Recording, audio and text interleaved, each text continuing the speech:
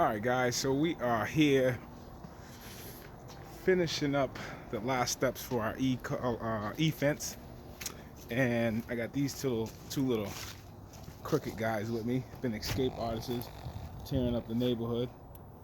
So we put an e-fence in for the family. They have a lot of land, so the e-fence was the best option for them. So we started with, of course, finding where we're going to lay out the fence, and then from there we started to dig. Some areas we dug in this actual fence, and other areas we did not. Here's the area where we did dig here. So everything's operating very straightforward. It's operating properly thanks to ecollar technology. They always deliver. Um, from my experience, great product on the hundreds of dogs I use them on.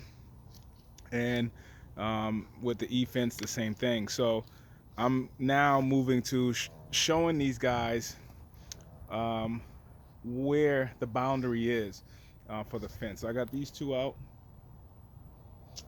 We're doing the boundary on the fence right now. So I'm allowing them, we have it just on tone right now, just to get them familiar with the tone. So let's see if we can hear it.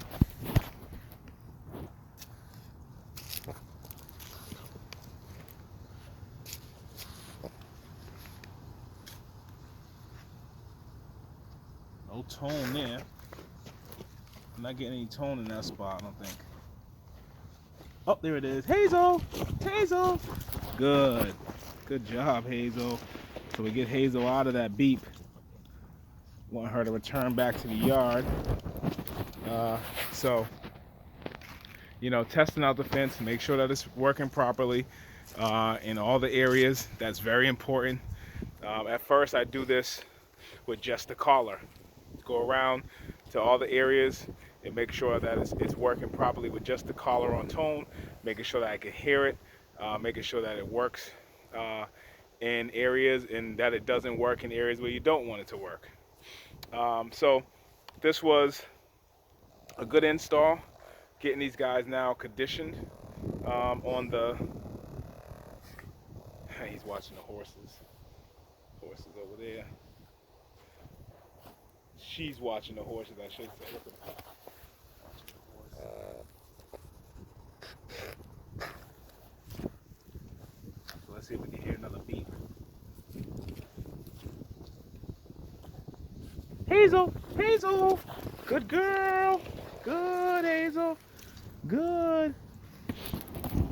So we're starting with the tone. You may not be able to hear it, super light.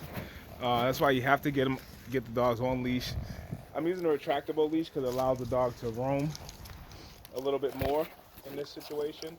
So I like that. I like giving the dogs the opportunity to roam.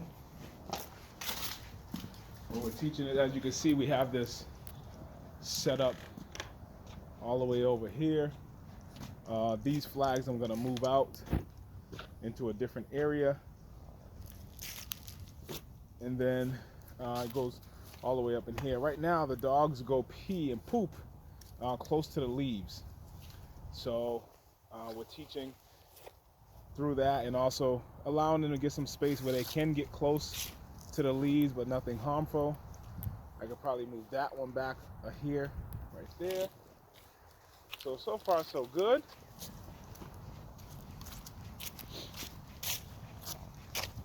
When you have this much land, fence itself can really be a lot of fence to have to go in. So this will allow the dogs to stay in their yard. And yeah, so we'll do this session, and then we'll do a session with the actual correction that comes from the collar. But this is the most effective way. By the time I do this, it's generally, one correction on the collar, and the dog has understood, hey, something's changed about my yard. Take a look. Hazel, Hazel, Hazel, come. Good, Hazel, nice job. Good. So when they hear that beep, I'm calling them off right now, and we'll work from there, guys. All right. Remember, This is your dog trainer, Ray with Follow My Lead Dog Training. Thanks for joining us on this e-fence install. Come back again for another episode where we do all things dogs. All right, guys, I'm gone.